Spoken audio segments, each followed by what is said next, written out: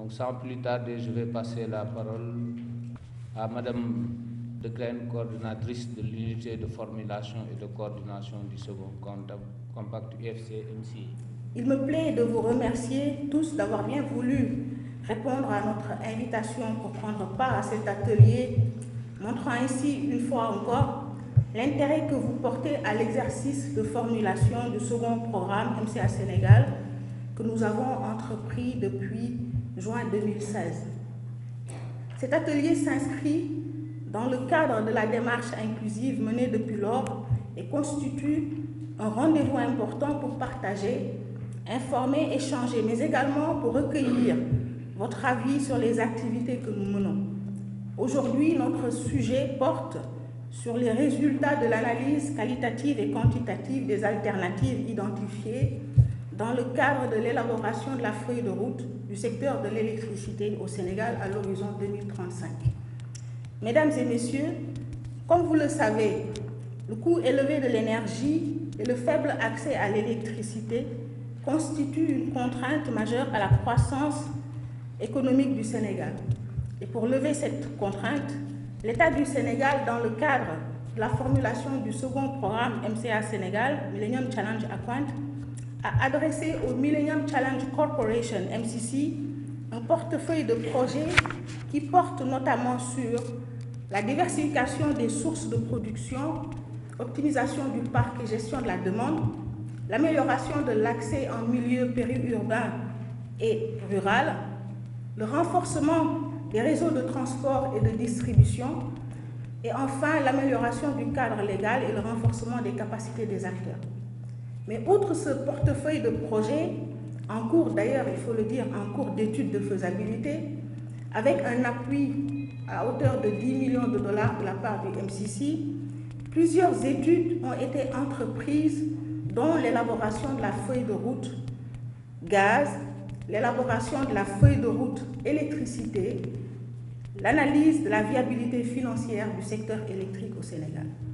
L'objectif de ces études est de donner plus de visibilité au secteur de l'énergie en général pour permettre au gouvernement de prendre de bonnes décisions, mais également pour rassurer nos partenaires et particulièrement ici le MCC quant à l'utilisation optimale de ces ressources et à la pérennité de ces investissements. Pour ce qui concerne la feuille de route électricité qui nous réunit aujourd'hui, elle permettra d'avoir une stratégie globale à l'horizon 2035, suivant la vision établie par le PSE, le Plan Sénégal émergent, et à travers une nouvelle organisation du secteur.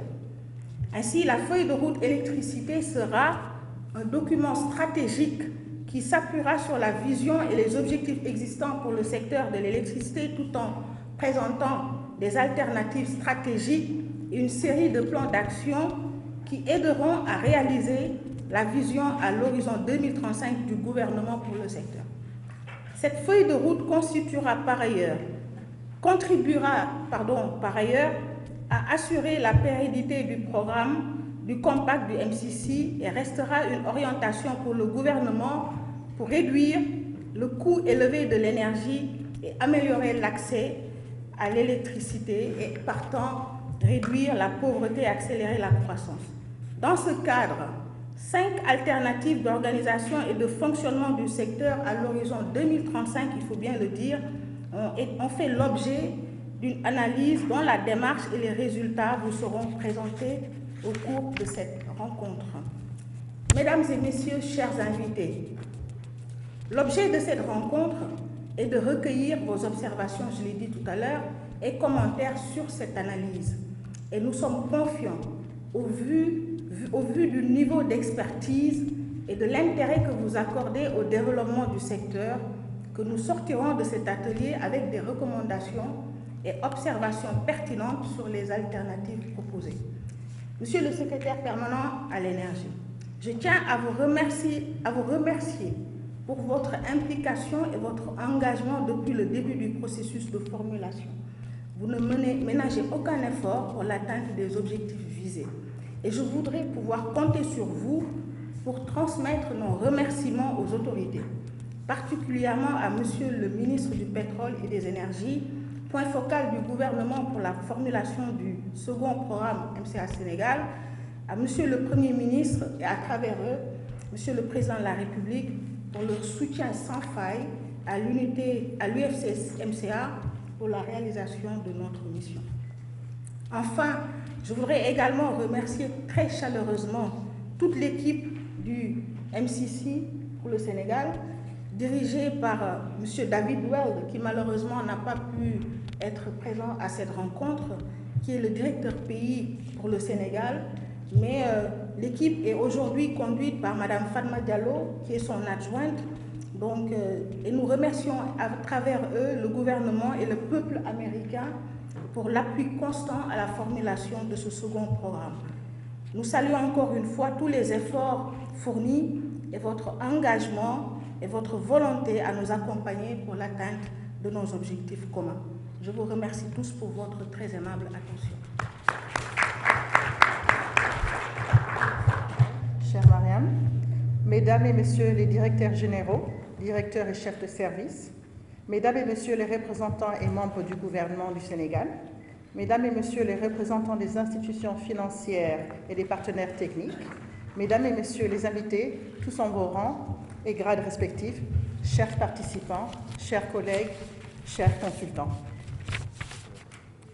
Au nom de MCC et du directeur pays David Well qui n'est pas là, je voudrais vous féliciter le gouvernement du Sénégal et l'équipe de l'UFC d'avoir organisé cet atelier afin de présenter les résultats préliminaires de l'étude de feuille de route du secteur de l'électricité.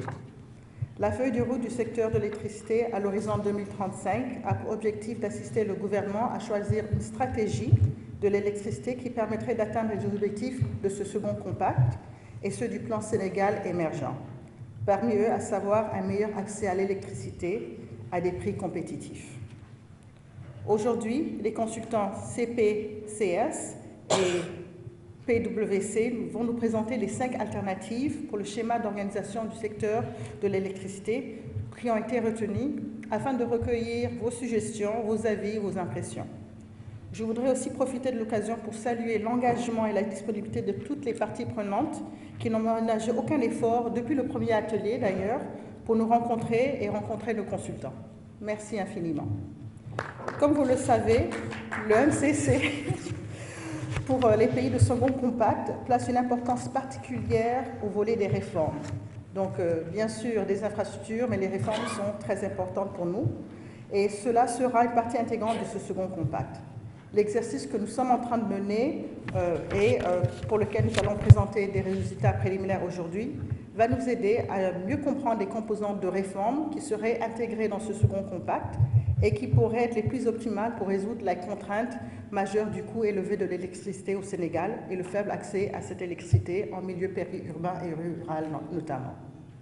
Pour terminer, je voudrais vous encourager vivement à continuer à contribuer au processus de formulation de ce second compact, non seulement aujourd'hui, mais vraiment pour les semaines à venir, jusqu'à ce que ce compact soit négocié et signé. Nous visons ensemble à aider le Sénégal à résoudre ses problèmes d'énergie une fois pour toutes, et pour atteindre notre objectif, il faudra l'appui de tout le monde. Merci, Djeredjeff.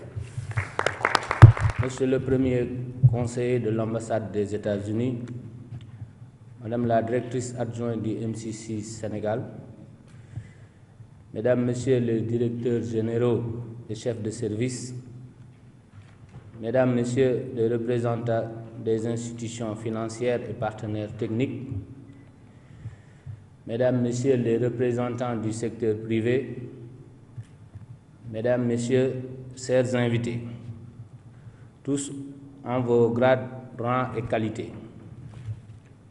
L'atelier qui nous réunit ce matin, atelier de partage des résultats de l'analyse quantitative et qualitative des alternatives, constitue une étape importante dans l'élaboration de la feuille de route électricité.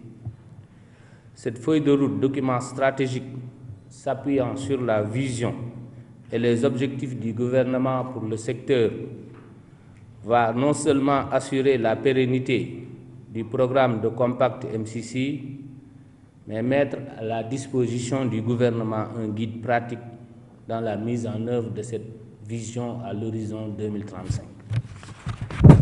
C'est pourquoi je voudrais saisir l'occasion qui m'est offerte pour remercier très sérieusement, au nom de Monsieur le ministre Mansour Eliman Kane, ministre du Pétrole et des Énergies, et au nom du gouvernement du Sénégal, le MCC et le peuple américain pour l'appui et tous les efforts fournis pour aider le gouvernement du Sénégal à formuler un compact ambitieux en 2018 pour un Sénégal émergent. Je confonds dans les mêmes remerciements les partenaires techniques et financiers qui font constamment confiance à notre pays et aux politiques de développement, notamment dans le secteur de l'énergie. Mesdames, Messieurs, depuis 2012, des avancées significatives ont été enregistrées dans le secteur de l'électricité.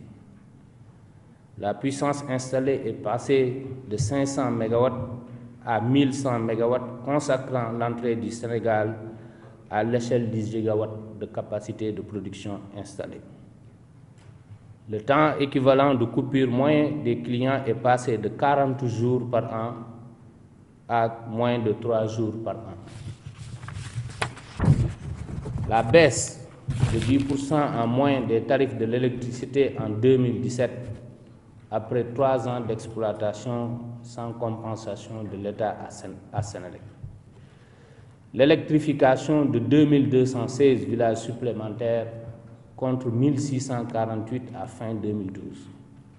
Ainsi, le taux d'électrification rurale est passé de 24% à 40% à fin 2017, soit 134 000 ménages supplémentaires ou environ 1 100 000 Sénégalais de plus qui ont accès à l'électricité.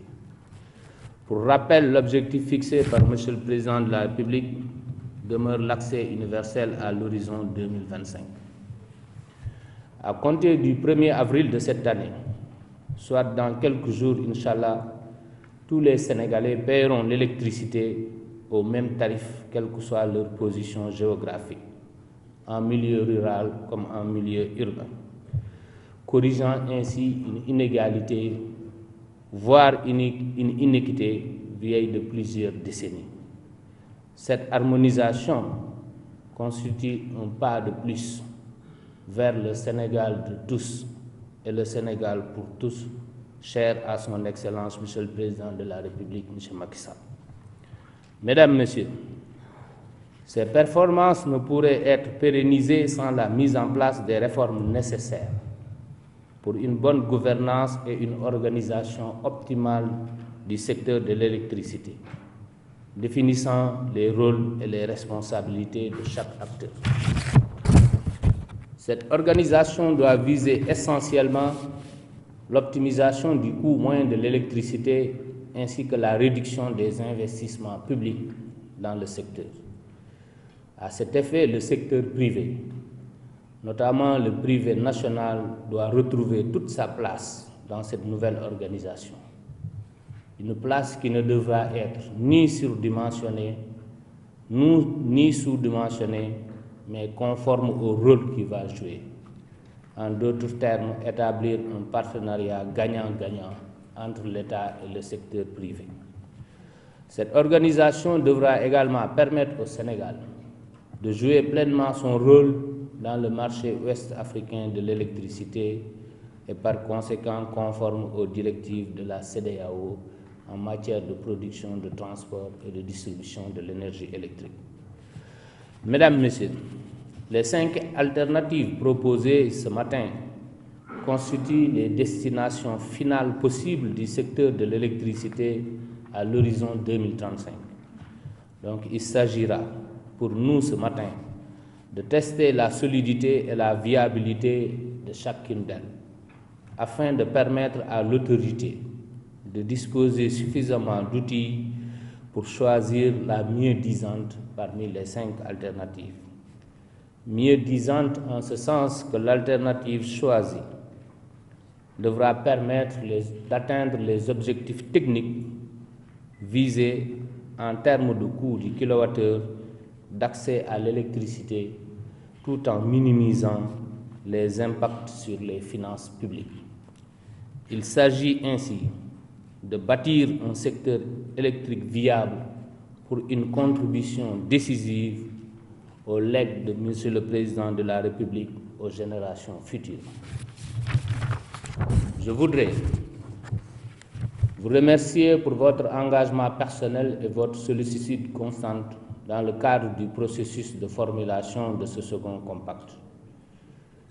Et je voudrais, par ma voix, vous dire l'attention particulière que Monsieur le ministre du Pétrole et des Énergies, ainsi que l'ensemble du gouvernement, porteront aux recommandations et conclusions qui vont sortir de cet atelier.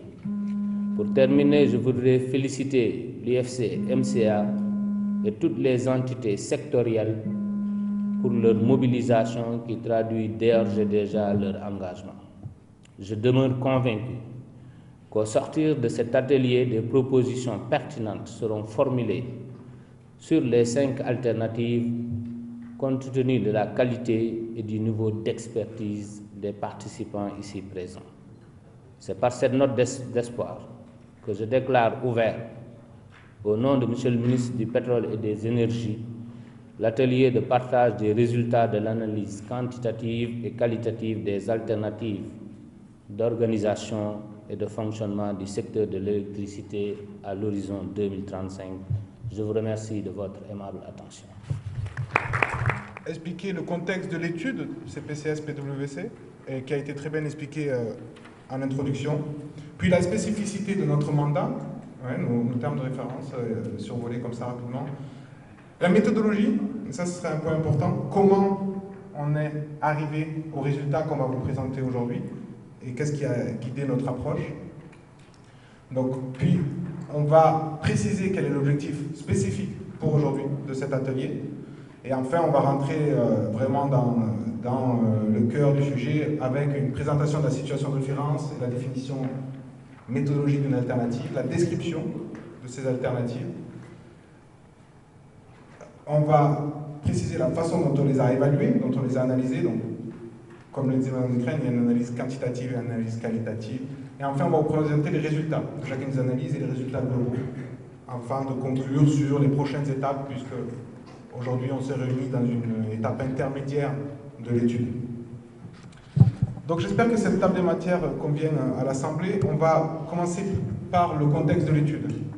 Je vais passer assez rapidement, parce que ça a été dit ce matin, mais trois points importants. C'est qu'en décembre 2015, le MCC et le Sénégal ont entamé la formulation d'un second programme de combat. Donc il y en a déjà eu un qui a été réalisé, et on est dans le second. Dans cette phase de formulation, en 2016, il y a une étude, une analyse des contraintes qui a été conduite et qui cherchait à identifier quels étaient les obstacles de la croissance économique au Sénégal. Et parmi les obstacles identifiés, 2 obstacles majeurs dans le secteur de l'électricité, c'est le coût élevé et le faible accès. D'accord ? Donc, une fois qu'on a identifié ces limites ou ces obstacles, comment on y répond? Un des outils qui a été identifié comme une réponse à ces obstacles, c'est d'avoir une vision, d'avoir une stratégie à long terme avec des objectifs qui répondraient à ces enjeux. D'accord? Donc il y a une mission d'élaboration d'une feuille de route électricité à l'horizon 2035 qui a été lancée, et cette mission, on l'amène avec CPCS-PWC. Pourquoi 2035? Parce que c'est l'échéance qui est retenue dans la vision établie par le PSE, le plan Sénégal émergent. D'accord? Qu'est-ce que sera la feuille de route? Ce sera un document d'orientation, j'aime bien dire un horizon régulateur pour le secteur de l'électricité jusqu'en 2035. Et cette feuille de route, elle sera traduite ou déclinée en plans d'action, en plusieurs plans d'action, à des échéances différentes. Et le plan d'action à court terme, donc à l'échéance la plus courte, servira aussi pour accompagner le déroulement du compact, dont on parlait, du second compact. Donc voilà, on voit qu'il y a une identification de contraintes, on voit que l'élaboration de la feuille de route cherche à répondre à ces contraintes. Qu'est-ce que fait CPCS et PWC dans ça? Mais en fait, nous, on est ici pour appuyer le gouvernement du Sénégal dans la construction de cette feuille de route, et appuyer le gouvernement du Sénégal et l'UFC-MCA. Donc, qu'est-ce qu'on va produire? 2 éléments majeurs de la feuille de route. la stratégie à long terme pour répondre aux contraintes identifiées et la traduction de cette stratégie en actions concrètes à mettre en œuvre pour opérationnaliser cette stratégie. Donc voilà un peu nos missions dans le cadre de cette étude. Donc on vous met notre mission, comment on l'a mise en œuvre. Donc l'idée c'était de présenter la méthodologie de l'étude succinctement aujourd'hui. 4 éléments majeurs, 4 building blocks, 4 piliers méthodologiques. Donc comment construire une stratégie? On doit se mettre dans une configuration d'hypothèse et on se dit, ok, quels sont les futurs possibles pour le secteur de l'électricité? À quoi peut ressembler le secteur de l'électricité à l'horizon 2035? D'accord? Ça, c'est ce qu'on verra tout à l'heure, c'est ce qu'on appelle les alternatives. Alternatives à quoi? Alternatives à la situation actuelle. D'accord? Donc on se situe en 2035. On a ces alternatives, on les identifie, on les analyse, on les quantifie, on les qualifie, et on en choisit une. Et quand on en choisit une, cette alternative devient notre vision. C'est le deuxième élément méthodologique. Donc sélectionner un futur sur la base des critères quantitatifs et qualitatifs. Donc on a une vision, on dit voilà à quoi on veut que le secteur de l'électricité ressemble en 2035.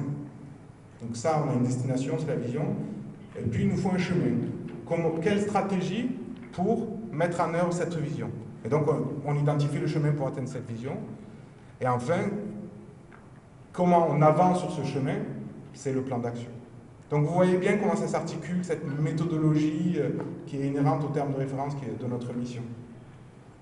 Et comment c'est en forme d'entonnoir pour arriver à répondre aux contraintes qui ont été identifiées. Donc voilà la méthodologie globale. Où est-ce qu'on en est aujourd'hui et quel est l'objectif de l'atelier et de la présentation? Ce qu'on va faire aujourd'hui, c'est vous présenter, bon, bien sûr, l'approche, la façon dont on a conduit les choses, mais on va vous présenter les alternatives, c'est-à-dire les futurs possibles, ces fameux futurs possibles à l'horizon 2035. On va vous dire comment on les a configurés, comment on les a modélisés et qu'est-ce qu'elles veulent dire. Et enfin, à la fin, on va vous présenter les résultats associés à chaque alternative en termes d'impact sur le coût, sur l'accès et d'autres critères qualitatifs qu'on vous présentera.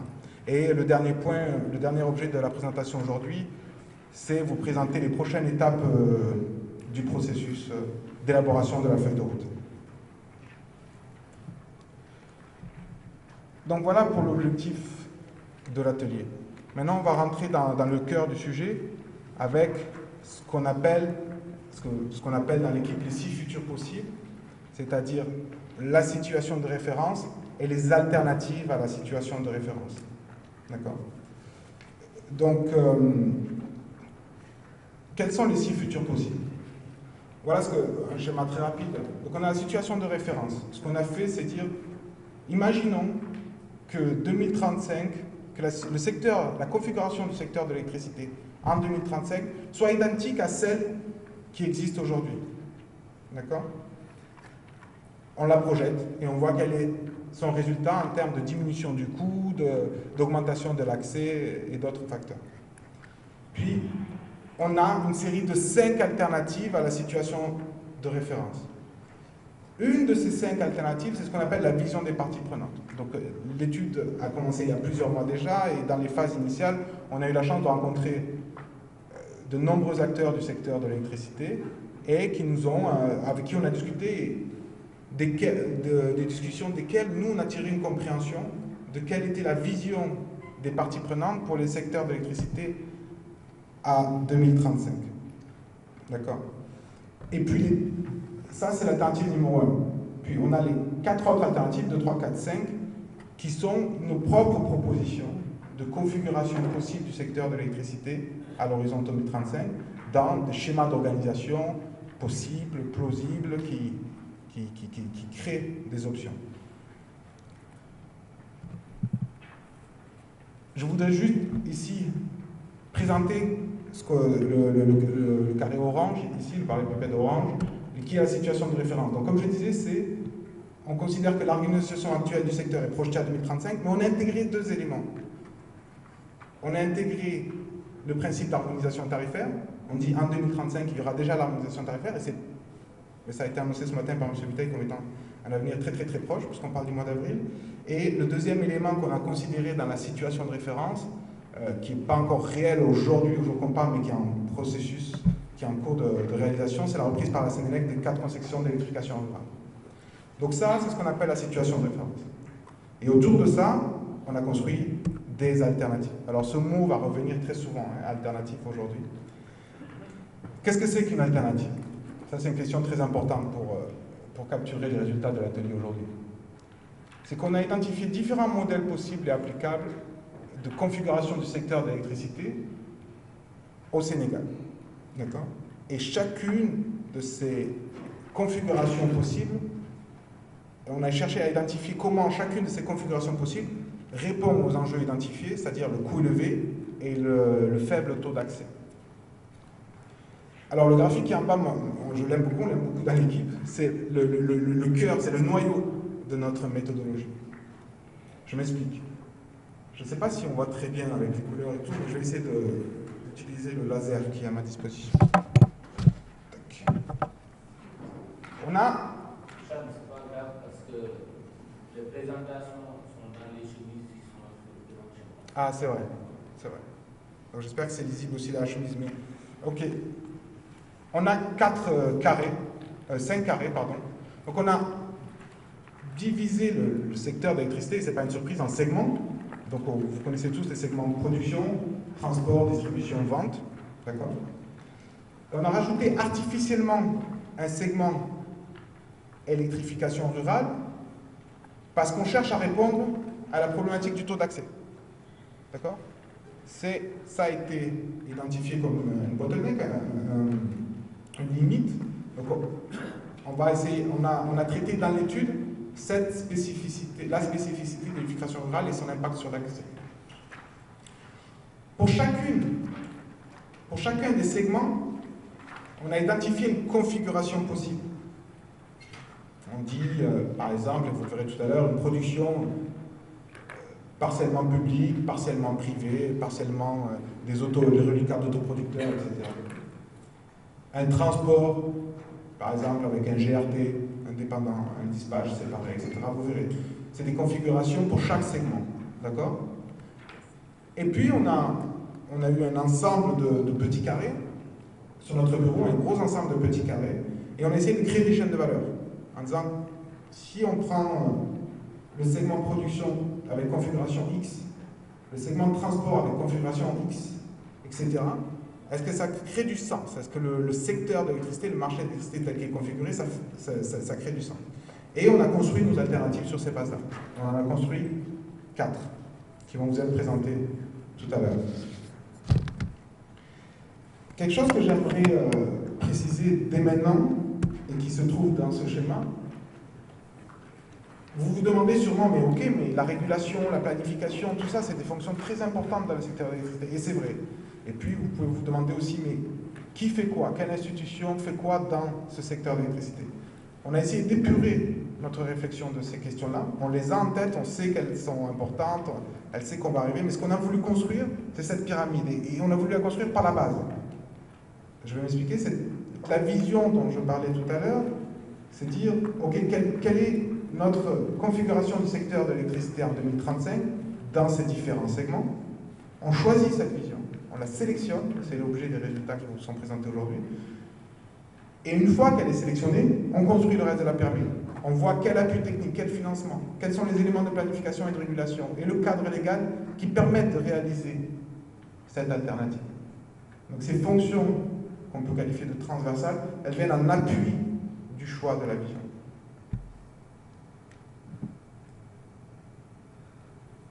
Donc on a vu un peu jusqu'à présent bon, quel était l'objet de l'étude, ça vous l'aviez dans les termes de référence de l'atelier.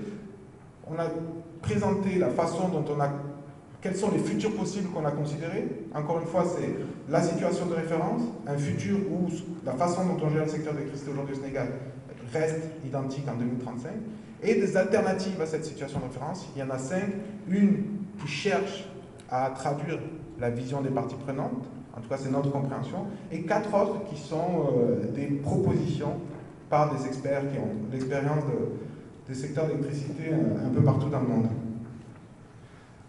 J'espère que cette présentation de la méthodologie a titillé un intérêt et que vous êtes pressés de voir qu'est-ce que ça veut dire concrètement dans la présentation des alternatives. Et c'est ce qui arrive maintenant. Donc on va présenter la situation de référence et les 5 alternatives. Michel, on fait ça ensemble? Bon, je vais introduire rapidement. Comme vous le voyez, donc on est dans la situation de référence et on retrouve nos 5 blocs dont je parlais tout à l'heure. Donc on retrouve une description de ce qui est aujourd'hui le secteur de l'électricité au Sénégal. Comment est organisé le segment production? Comment est organisé le segment transport? Comment est organisé le segment distribution-vente, y compris recouvrement ici? Et comment est organisée l'électrification rurale? En 2012, à 40% aujourd'hui à fin 2017, de la baisse du prix de l'électricité et enfin de ce qui va arriver d'ici le 1er avril qui est l'harmonisation des tarifs de l'électricité. En d'autres termes, toutes les populations vont payer le même prix pour l'électricité, quelle que soit leur position géographique. Ce qui constituait une vieille doléance et même, je dirais, une iniquité que les populations rurales ont sentie jusqu'à présent. Donc, il devait être important pour le gouvernement de dire quelle sera maintenant l'organisation optimale du secteur qu'il faut mettre en place à l'horizon 2035. Comme le rappelle si bien M. le Président de la République, quel legs il faudra aux générations futures pour ce qui concerne le secteur de l'électricité.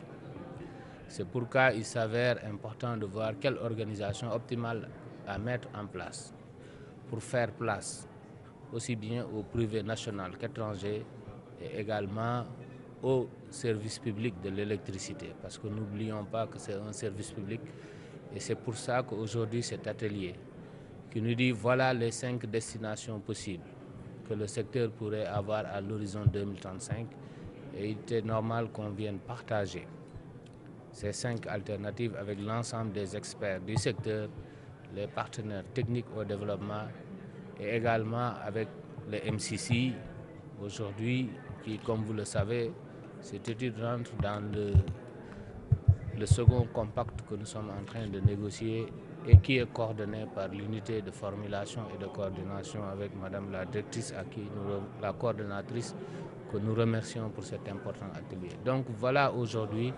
l'importance de cet atelier, c'est de nous permettre de fournir tous les éléments d'appréciation pour que l'autorité puisse voir à l'horizon 2035 quelle est la configuration du schéma électrique du Sénégal afin de répondre aux besoins de minimiser les finances publiques, d'être conforme aux directives sous-régionales, mais également de permettre une participation pleine du secteur privé dans cette configuration. Cet atelier est un atelier très important pour nous parce que comme vous le savez, depuis qu'on a entrepris l'exercice de formuler un second programme pour le Sénégal et qui porte sur l'énergie, nous avons entrepris donc une démarche très inclusive, une démarche participative. Il est important pour nous qu'à chaque étape, qu'on partage les résultats de l'exercice avec l'ensemble des parties prenantes pour recueillir, pour déjà les informer, mais également recueillir leur avis, perception par rapport au travail qui est effectué. Donc c'est un exercice très important. Il s'agit pour nous, pour ce qui concerne l'exercice d'aujourd'hui, de partager les résultats de l'analyse des 5 alternatives dans le cadre de l'élaboration de la feuille de route électricité à l'horizon 2035. Et pour nous, donc, c'est échanger, présenter ces 5 alternatives, donc évaluées sur la base de critères qualitatifs, mais aussi sur la base de critères quantitatifs. Et puis recueillir donc les avis des principales parties prenantes au secteur de l'électricité, qui sont les partenaires techniques et financiers, mais également les concessionnaires, les privés, mais aussi les parties prenantes gouvernementales. Alors, pour ce qui nous concerne, il s'agira donc de prendre en considération ces avis et observations, commentaires, de les prendre en compte dans le cadre de l'analyse pour pouvoir aller plus en avant, donc dans l'analyse détaillée de l'alternative qui sera choisie par le gouvernement, parce qu'il faut le dire, c'est un atelier d'information, mais la prérogative revient au gouvernement de décider de ce que sera l'organisation du secteur pour atteindre les objectifs visés à l'horizon 2035 pour ce qui concerne la réduction du coût élevé de l'énergie et le faible accès donc et l'amélioration de l'accès à l'électricité en milieu urbain et en milieu urbain. Et donc, ce sera au gouvernement de choisir l'alternative, mais cette alternative, le gouvernement le considérera en prenant en compte en tout cas les préoccupations de l'ensemble des parties prenantes au secteur.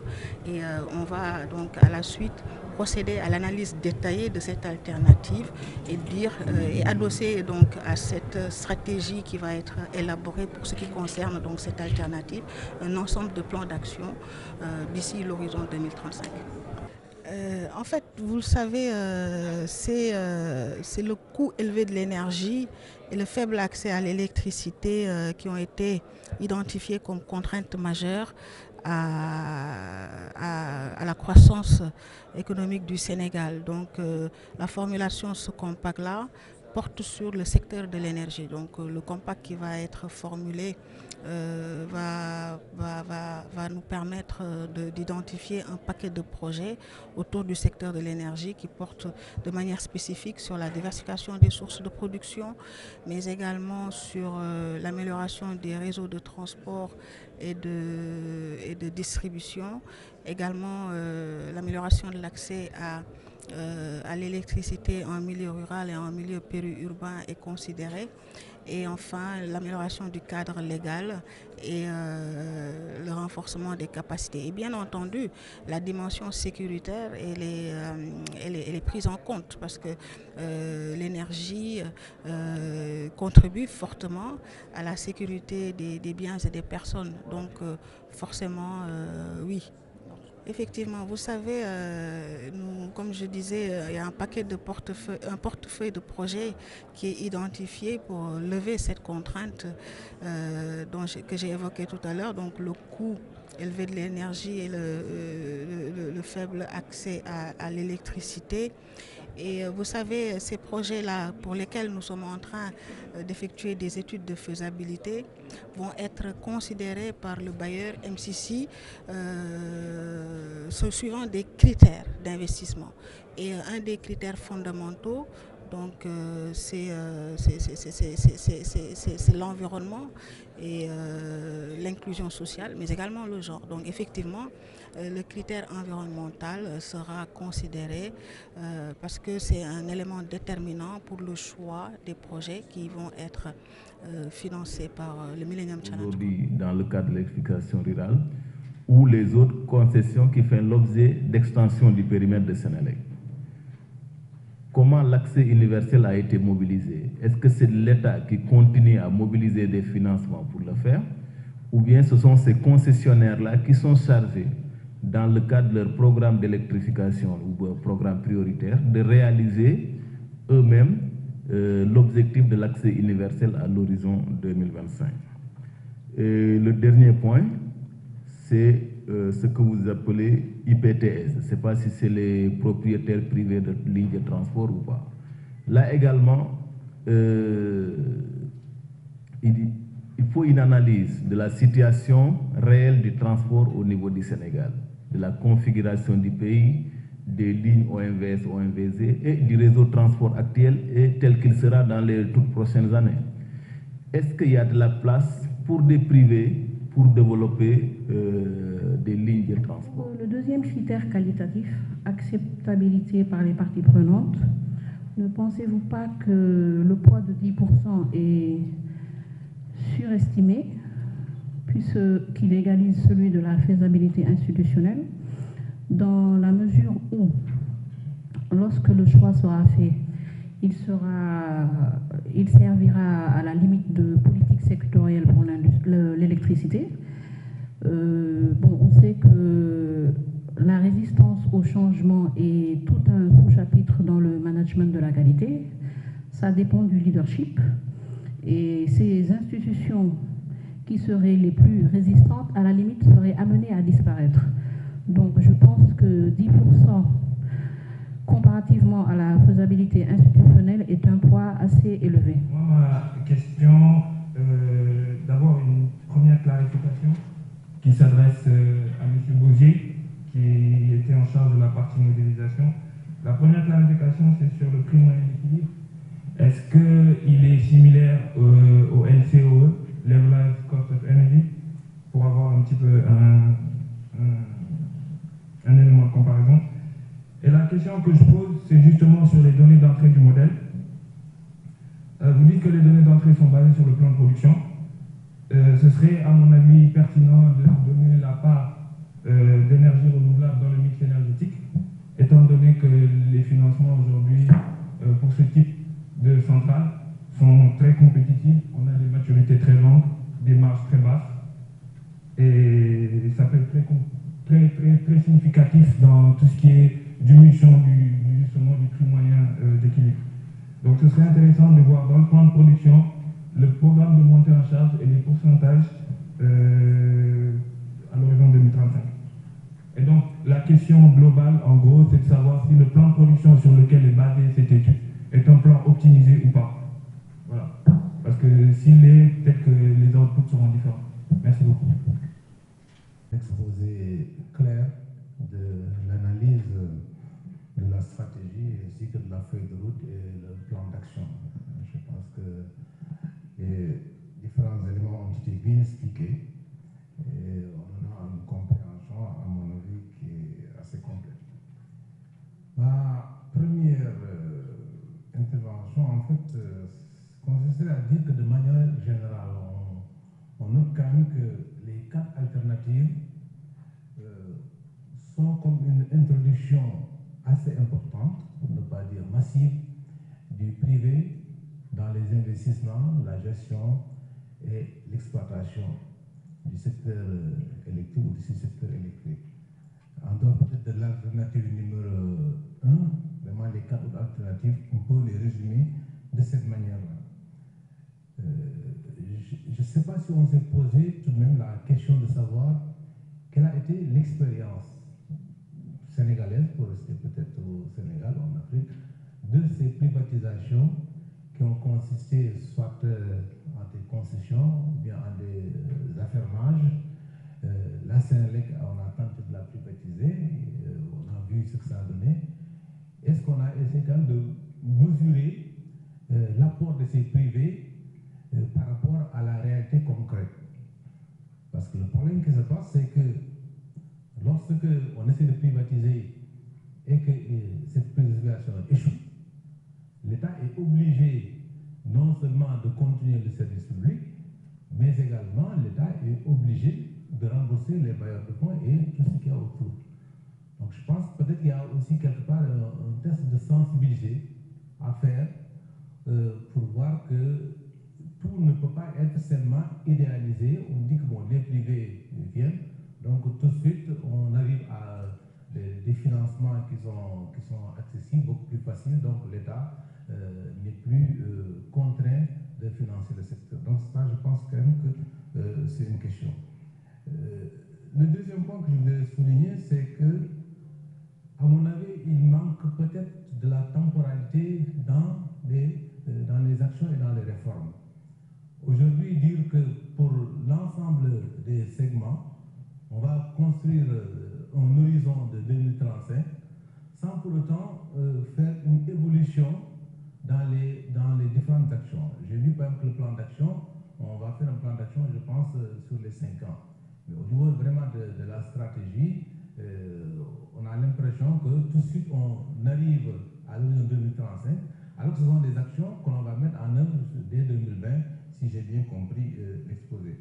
Donc moi je pense quand même que cette temporalité elle est nécessaire pour pouvoir aller de façon beaucoup plus prudente et de façon beaucoup plus progressive.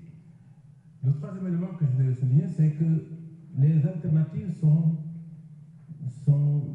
données comme un bloc. pour m'expliquer un peu, quand on prend une alternative, donc c'est la réforme sur la production, sur le transport, la distribution, la vente et l'électrification rurale. Est-ce qu'il n'y a pas une possibilité, par exemple, de dire que, bon, la production, c'est l'alternative 1, c'est une réforme qui convient, mais que pour la distribution, je serais plutôt pour l'alternative 4 pour l'alternative 5. Bon, donc ça, je me pose cette question-là parce que des fois, moi, je peux me retrouver au niveau d'une alternative, par exemple 4 ou 5, sur le schéma proposé pour la production, mais le schéma sur la distribution ou bien sur le transport, c'est un schéma qui ne m'arrange pas. Il y a également les critères. Je pense que les précédents intervenants ont beaucoup parlé de ça. Moi, je dirais seulement que le poids des critères, je crois, est sujet à caution. On a donné des poids importants, je pense 60% aux critères quantitatifs. Bon, les critères qualitatifs comme la faisabilité, l'acceptabilité, l'inclusion sociale et le genre sont des critères qui ont été des parents pauvres. Je pense quand même qu'il est important de revoir ces critères-là parce que l'acceptabilité constitue, je pense Mme Thiam l'a souligné, un élément important dans la réussite des réformes. Donc à ce niveau-là, surtout quand j'ai vu un peu les résultats sur les prix, il n'y a pas réellement une grosse différence parce qu'on a dit qu'il y a à peu près moins de 10% de différence suivant les différentes alternatives au niveau des prix. D'où l'importance de voir la possibilité de donner une pondération plus importante sur certains critères. Également, je dirais qu'au niveau des alternatives 4 et 5, qui donc ont obtenu le plus grand nombre de points, sur le financement, je pense que dire de manière assez absolue que lorsqu'on a des privés, donc le financement est plus facile et il y a moins de risques, je suis quand même peut-être un peu dubitatif par rapport à cette façon globale de faire, de voir. Parce que je l'ai rappelé tout à l'heure, lorsqu'il y a quand même des privés, quand ils viennent pour financer, ils demandent des garanties. Il y a soit des lettres de confort, ou bien des garanties souveraines qu'ils ont mises en place. Ces garanties lettres de confort coûtent de l'argent au ministère des Finances. Donc l'État, forcément, est quand même partie prenante, même dans le cas des financements par des privés.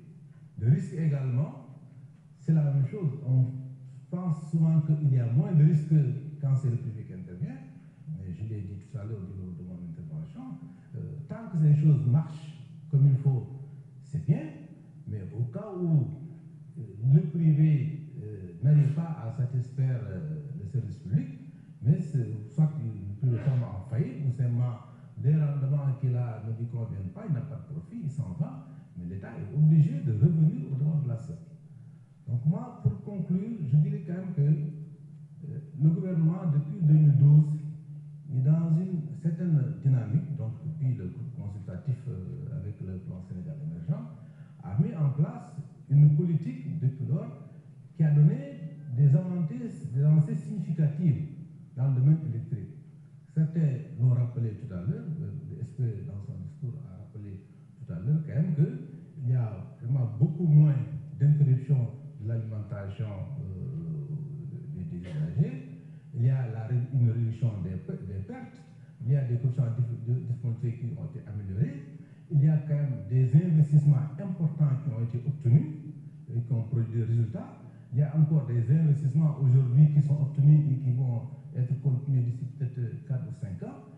Est-ce qu'il n'y a pas lieu de voir, pour ce qui reste, à savoir, l'accès universel à l'électricité, et également, la possibilité de réduire le coût de l'électricité, est-ce que, en continuant dans cette dynamique encore pour quelques années, il ne serait pas intéressant de voir quels sont les résultats, au lieu de venir de manière assez brutale vers les privatisations, compte tenu de tout ce qu'on a vécu. Bon, maintenant, quand on parle de privé, je ne sais pas si ce sont les privés nationaux ou ce sont les privés internationaux, ça encore c'est un autre débat. Je vous remercie. Merci beaucoup. 3 observations à chaud de ma part. Donc, la première relative à la qualification de ce qui relève du secteur public ou plutôt du secteur privé. Je pense qu'il y a une erreur manifeste dans la présentation, c'est que ONVG et ONVS, ce sont des entités publiques, en fait, ce sont des organisations intergouvernementales, pas du tout privées, que ce soit pour le transport et la production, c'est clairement du côté public. Dans la même veine, mais peut-être moins clair, je pense qu'il est difficile de mettre dans la même catégorie les IPP par exemple avec les contrats d'ONM pour les centrales publiques. C'est clairement pas de même. Il n'y a pas du tout le même partage des risques, etc. Donc pour moi, ce qui est ONM de centrales publiques, ce serait en fait plutôt du secteur public, du secteur privé. Bon, ça permettrait aussi de simplifier, je pense, la présentation, c'est assez complexe comme présentation. Et bien sûr, de ça dérive en particulier la modélisation sur la partie des investissements qui sont portés par le public plutôt que par le privé, etc. Donc clairement, il faut bien faire en sorte que les catégorisations soient pertinentes. Donc ça, c'est le premier point. Le deuxième point, c'est en ce qui concerne la notion qui a été suggérée de mise en concurrence entre le public et le privé pour les nouvelles unités de production. Je pense que c'est un concept qui me semble difficilement applicable, en fait, et d'ailleurs, je ne pense pas qu'il y ait de cas dans la région, certainement pas, dans le monde, je ne sais pas, dans la mesure où le public serait partie prenante, autorité qui fait le procurer une autorité, donc l'autorité qui demande des offres et qui la fournirait par ailleurs. Donc ça, pour moi, c'est pas vraiment un modèle qui serait applicable. Ce qui conviendrait de modéliser dans cette alternative-là, ce serait plutôt un modèle où toutes les nouvelles unités de production font l'objet d'un appel d'offres, et que cet appel d'offres, par contre, et c'est là où les gains d'efficacité sont les plus importants, soit vraiment le plus ouvert possible, le plus transparent, fasse appel aux meilleures compétences, de façon à ce que les offres qui résultent de ces appels d'offres internationaux transparents soient les plus compétitives possibles. Et c'est là où les gains d'efficacité seront les plus importants. Et le troisième point, et pour répondre aux commentaires précédents faits sur la comparaison entre les performances du public et du privé, je suis tout à fait d'accord qu'il faut prendre une vision réelle de la comparaison, d'une part, et d'autre part, faire une analyse globale, en regardant tous les avantages et tous les inconvénients. C'est pour ça que prendre, je pense, des indicateurs un par un, c'est assez délicat, parce qu'il faut comparer des choses qui sont comparables. À titre d'exemple, on faisait référence au pourcentage de disponibilité des centrales. On ne peut pas comparer une vieille centrale comme Koumoun avec une nouvelle centrale comme Bel Air. On peut pas, et de la même façon, on pourrait par exemple dire qu'aujourd'hui les nouveaux IPP ont des performances de disponibilité qui sont bien supérieures à tout ce qui est disponible, plus de 95%, je pense, aujourd'hui. Donc ça semble être une formule qui aujourd'hui, après une évolution, une histoire, etc., est très efficace. Donc je pense que dans la méthodologie, il faut bien prendre tous ces éléments en compte afin d'avoir une opinion la plus pertinente possible. Et encore une fois, c'est pas un a priori pour nous de dire le public ou le privé est mieux. Il faut vraiment faire une analyse de tous les avantages, tous les inconvénients, y compris aussi, parce que c'est important, le poids sur les finances publiques qu'il convient de valoriser, et peut-être pas seulement de façon qualitative, donc il y a clairement quantitatif, pardon, il y a aussi un élément qualitatif, c'est-à-dire qu'on peut essayer de quantifier les financements publics qui seraient nécessaires dans certains scénarios plutôt que d'autres pour donner une valorisation à ça, mais il faut aussi considérer que la capacité d'endettement de l'État n'est pas infinie. Donc il y a une limite en fait absolue au montant qui pourrait être supporté par rapport à l'État. Voilà, merci. C'est une question très intéressante. On est très content parce que ça montre qu'on a réussi à susciter de l'intérêt et je crois qu'on est dans le cœur du sujet, donc ça c'est une bonne chose. Donc on va répondre aux questions dans l'ordre où elles ont été posées, si ça vous va, Monsieur le Président. Donc Monsieur Kahn, le directeur de production de Sénélec. Merci pour vos questions. Donc je crois que la première question majeure, c'est sur les hypothèses que nous avons prises versus la réalité empirique. D'accord? Donc on parle ici de la disponibilité pour Koumoun, par exemple, qui est de Sénélec de 87%. Donc je vais passer la parole à Philippe pour cette question spécifique, mais je voulais juste signaler que je rejoins une question générale sur efficacité et donc disponibilité, sur laquelle je reviendrai. Merci Jean. Bon, effectivement, tout à fait naturel. Enfin, je pense que je vais prendre 5 minutes peut-être pour développer un petit peu, parce que c'est un point très très important. J'entends la critique qui est faite de subjectivité dans l'approche. Et je voudrais vraiment rassurer M. Kahn et les autres participants sur le fait que ce n'est pas le cas. On n'est pas parti de l'idée que la solution privée allait fonctionner mieux. On a essayé de raisonner de manière pragmatique, petit pas par petit pas, et comme monsieur l'a signalé, vous voyez que dans les résultats, à aucun moment on ne dit qu'une solution avec plus de participation privée va réduire les coûts 50%. On est dans des variations de coûts qui restent relativement mineures, mais qui sont là. Je pense aussi que si vous lisez le rapport et les annexes, on a vraiment essayé d'avoir une position qui ne soit pas du tout dogmatique sur ces sujets. Je crois qu'on a écrit en toutes lettres qu'aujourd'hui, empiriquement dans le monde, il n'y avait pas de manière globale de consensus sur le fait que la participation privée améliorait les coûts de manière générale. Il y a des expériences qui sont des réussites, il y a des expériences qui sont des échecs complets d'introduction du secteur privé dans le secteur de l'électricité. Et encore une fois, on a essayé de se focaliser sur quelques paramètres qui sont des paramètres où on a plus de probabilité de progrès avec le privé. Sur la thématique spécifique de la disponibilité, vous l'avez dit effectivement, on a aujourd'hui sur des centrales récentes opérées par Sénélec des taux de disponibilité de 87 ou un peu plus de 87%.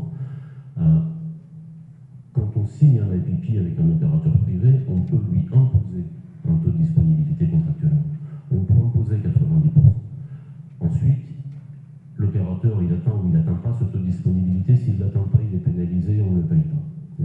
Donc on peut déjà regarder les choses dans ce sens-là. Ensuite, pourquoi la disponibilité? Parce que, encore une fois, de manière pas dogmatique, ce n'est pas une remise en cause de la capacité de l'opérateur public, mais on sait très bien que sur du thermique en particulier, quand il y a des problèmes de maintenance corrective, quand il y a des besoins de réaction rapide, des problèmes de pièces à acheter, des problèmes de mobilisation de financement urgent, le formalisme d'un acteur public est moins efficace que le process d'un acteur privé. Et ça, ce sont des choses sur lesquelles il y a des statistiques, et j'en discutais encore tout à l'heure avec les gens de Tetra Tech. Ça n'est même pas vrai pour tous les types d'actifs de production. L'expérience montre par exemple qu'un actif public hydroélectrique est plutôt plus fiable qu'un actif privé, parce qu'il y a une tendance chez le public à faire ce qu'on va appeler de la surqualité au moment de la construction, qui du coup sur des actifs à durée de vie très longue finit par payer en termes de disponibilité et de fiabilité. Par contre, sur des actifs thermiques, aujourd'hui, les statistiques montrent qu'effectivement, le privé est plus efficace. Donc, enfin, c'est pas un a priori qu'on a pris en disant on va retirer 2% au public ici. On a vraiment focalisé sur des choses sur lesquelles on peut avoir un petit peu de substance. Et encore une fois, ça ne s'applique pas à tout et ce n'est pas une vision globale. Sur la distribution en particulier, c'est un des endroits sur lesquels on a fait apparaître des différences, parce que la pratique montre qu'un acteur privé dans la distribution est capable de prendre des mesures qu'un acteur public, pour un tas de raisons, a plus de difficultés à prendre. En termes de contrôle des fraudes, en termes de mesures de sanctions éventuellement. L'histoire montre, y compris en Afrique, qu'un acteur privé peut faire baisser de manière significative les pertes commerciales. Ça, c'est un des critères sur lesquels on a joué. Si vous regardez le détail ensuite du modèle, vous verrez qu'on n'a pas pris en compte de gains d'efficacité massifs en termes de coûts de la part du secteur privé, parce qu'on n'avait pas de sensibilité ou pas de benchmark suffisant pour le faire. Ça, c'est une chose. L'autre point sur lequel je veux insister, c'est que, et on l'a écrit en toutes lettres encore une fois, l'intervention du secteur privé peut apporter des améliorations. Okay. Il y a une chose dont on est sûr quand on fait rentrer en privé, c'est que ça amène des coûts, parce que le privé veut se faire rémunérer. Et une chose qui est possible, c'est que ça amène des gains. Et pour tirer le profit de ces gains, il faut en face une personne publique très bien équipée et il faut une personne publique très forte. Il y a une chose qui est notable, c'est que le public, de manière générale, a progressé dans les 20 dernières années dans sa manière de gérer ses interactions avec les acteurs privés. Ce que je veux dire, c'est que quand on a commencé à privatiser certaines parties du secteur électrique, on a beaucoup d'exemples où ça s'est mal passé parce que le public n'était pas équipé, que les choses n'étaient pas contractualisées correctement. Moi, j'ai des exemples en tête de contrats de concession, de distribution d'électricité qui tiennent sur 3 pages et demie. Ça ne peut pas marcher comme ça. Pour que ça fonctionne, pour qu'on tire les gains de l'intervention du privé, il faut que le public soit présent, il faut que le public soit très fort, il faut un travail de contractualisation, de fixation de normes, de fixation d'indicateurs de performance, de détermination de pénalités ou d'incentives qui soit complexe, qui soit fort. Et il n'est pas question de laisser complètement le contrôle au privé ou de désengagement de l'État. C'est vraiment d'essayer d'utiliser le secteur privé là où il est efficace, en gardant un contrôle, une régulation forte de la part de l'État. Et dans ces conditions, oui, on a la conviction que l'intervention du secteur privé peut amener des gains, même s'il reste au global assez modeste. Oui, merci beaucoup. Avant de remercier tout le monde, parce que c'est ce qui sied, parce que au vu de la qualité des échanges que nous avons eus ce matin, je pense que c'est vraiment ce qui sied. Pour ce qui nous concerne, il faut dire que il nous a été fixé l'objectif de finaliser l'exercice de formulation à la fin de l'année, et ça suppose que nous sommes tenus par les délais, le temps. Donc c'est vraiment notre meilleur ennemi, comme j'ai l'habitude de le dire. Mais je pense que nous avons bien noté les préoccupations qui ont été évoquées aujourd'hui et les suggestions aussi qui ont été faites quant à organiser des séances pour peut-être expliquer un peu plus les critères, échanger sur la pertinence des critères, leur poids, mais également échanger sur le modèle. Je pense que ça peut être opportun d'organiser d'autres séances. Nous sommes dans un processus de consultation. Nous avons déjà organisé plusieurs séances de travail avec les acteurs. Pour certains, c'est vrai que c'est la première fois, donc c'est normal que la présentation qui vous a été faite par CPCS, PWC ait suscité des débats. Donc c'est tout à fait normal et nous sommes preneurs de tout ce qui a été dit aujourd'hui. Donc nous avons bien entendu ces préoccupations et nous allons voir. Pour la suite, je pense qu'il faut rappeler que l'exercice, en fait, c'est de donner les éléments de prise de décision à l'autorité pour qu'elle pour qu'elle nous donne en tout cas des orientations et qu'elle puisse, sur la base des résultats donc, de la modélisation faite et de l'analyse faite, que l'autorité prenne donc une décision. Donc nous allons rendre compte à l'autorité par rapport à tout ce qui a été dit aujourd'hui et nous vous tiendrons informés parce que dans tout ce que nous faisons, nous tenons à informer toutes les parties prenantes. C'est important qu'on recueille vos avis, vos suggestions, commentaires pour aller donc en tout cas vers l'atteinte des objectifs qui nous sont fixés. Donc je voudrais aussi peut-être dire quelque chose d'important par rapport à tout ce qui a été dit aujourd'hui. Nous n'avons pas parlé des acteurs. C'est quelque chose qui est extrêmement important pour l'atteinte donc des performances, en tout cas pour l'amélioration des performances du secteur. Et je voudrais vous rassurer par rapport à ça. Ça, c'est quelque chose qui va venir par la suite. Pour le moment, nous ne parlons que des activités.